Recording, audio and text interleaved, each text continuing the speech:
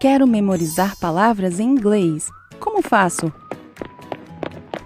Antes de começarmos esse vídeo, eu queria saber como vocês estão se saindo com professores ou parceiros de idiomas lá no italki. Encontraram algum parceiro legal? Os $10 em créditos ajudaram a testar algum professor? Optaram por professor nativo ou brasileiro? Eu quero muito saber da sua experiência com o italki e, por favor, entre em contato comigo se tiver alguma dúvida ou precisar de alguma sugestão, tá bom? Vocês ganham $10 em créditos depois que fazem uma aula. Com esses créditos, eu aconselho fazer aulas testes, pois essa é a melhor maneira de conhecer o professor, antes de se comprometer com um pacote de aulas.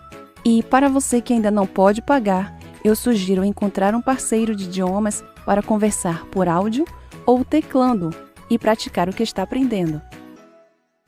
Hello, my name is Esteban, and I'm an English tutor here on italki. Segundo o Dício, o significado de memorizar é fixar metodicamente, pela repetição sistemática, alguma coisa na memória, decorar. Será que se você memorizar várias palavras e frases em inglês, é o que vai te tornar fluente? Vamos conferir nesse vídeo. Lembra quando você teve que estudar para passar numa prova e ficou horas e horas ou até dias tentando memorizar fatos de algum assunto? Se você esqueceu depois de fazer a prova, significa que você decorou o assunto. Se você assiste novela, séries, filmes, provavelmente sabe contar o enredo principal, lembra de nomes de personagens e todos os envolvidos na trama principal. E por que é mais fácil lembrar dos fatos de uma novela do que lembrar o que estudou na escola? As novelas, séries, filmes têm um enredo, uma história com começo, meio e fim. Os fatos são conectados dentro dessa história e não apenas jogados de forma aleatória, sem sentido e sem objetivo. Memorizar, decorar, ajuda? Na minha opinião, memorizar ou decorar é a forma mais eficaz de esquecer. Por dois motivos. 1. As palavras soltas são difíceis de lembrar por não estarem dentro de um contexto. 2. Nem sempre você vai lembrar das palavras no momento certo. Por isso que aqui no curso estudamos o vocabulário, a pronúncia, a interpretação, assistimos alguns exemplos e depois treinamos com frases. Para falar a verdade, as palavras decorar e memorizar não me trazem boas lembranças do meu tempo de escola e me dão uma sensação de algo temporário e forçado. Eu prefiro usar as palavras saber ou aprender. Elas soam mais permanentes e mais eficientes. Uma coisa é dizer, eu decorei os números ordinais em inglês, e outra coisa é dizer, eu sei os números ordinais em inglês. Por isso, eu sempre sugiro usar o vocabulário que você está aprendendo aqui no curso. Essas palavras e termos têm que estar sempre ativos e as formas de ativá-las são ouvir, pensar, falar, ler e escrever. Sendo que ler e escrever ajudam, mas não são obrigatórios no aprendizado de outra língua. Crianças em idade pré-escolar e adultos que não sabem ler e escrever também aprendem outro idioma. Ouvir, pensar e falar são indispensáveis. Para que o seu aprendizado seja eficiente, 2 fatores têm que estar presentes. 1. É a necessidade de se expressar em determinados assuntos. 2. O uso constante do conjunto de palavras e frases que expressam esses assuntos. Com a prática, as suas perguntas e respostas vão atingir o nível de falar por reflexo, que é a fase onde você não se esforça para se expressar.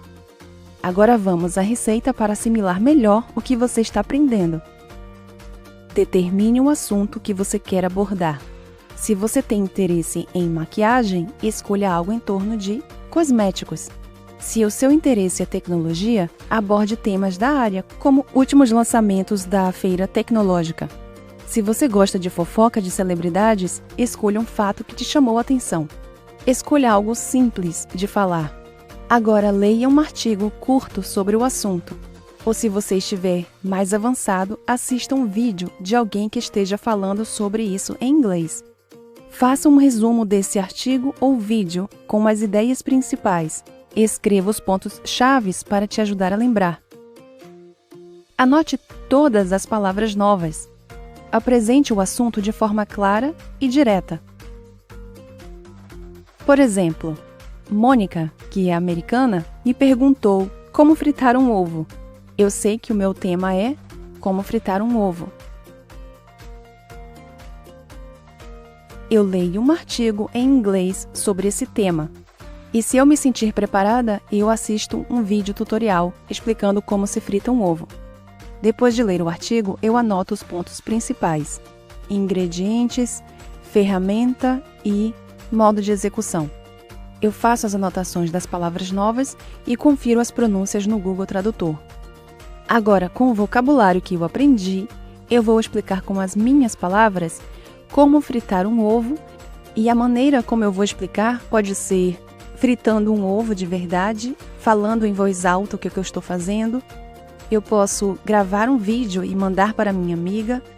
No seu caso, você pode fazer uma apresentação para o seu professor corrigir. Você pode ir mais além e pesquisar termos como gema, clara, ovos mexidos, ovo cozido e omelete, por exemplo. Misture o inglês com o português se você não estiver conseguindo falar tudo em inglês. O importante aqui é começar a pensar em inglês e fazer substituições sempre que possível. Aprender uma lista de vocabulário e não usá-la não faz sentido. Pratique! O link do playlist está na descrição do vídeo.